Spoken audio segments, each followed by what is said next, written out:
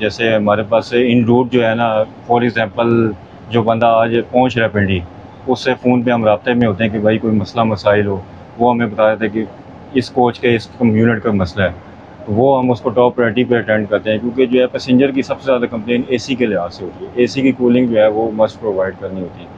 बाकी इसी तरह फिर कोई लाइट बंद है, कोई वाशरूम की लाइट बंद है, वो हमने अटेंड करनी होती है। फिर फ़ैन की जो पोजीशन है वो देखनी होती है, पंखा वगैरह जो है वो लाजमी चलता हो। ठीक है। अच्छा सर, जिस तरह से अभी आपने बताया कि इन चीज़ें जो है वो इनको मेंटेन करना होता है, ये बताइएगा कि इन जो चीज़ों के अंदर ज़्यादातर जब आप पहुँचती हैं यहाँ पे ट्रेन, तो किस किस्म की जो है वो छोटी-मोटी जो है वो मुसाफिर गफलत करते हैं, वो उनको नहीं करनी चाहिए, और आप लोगों को वो चीज़ें जो है वो बहुत ज़्यादा कॉमन नज़र आ रही होती हैं?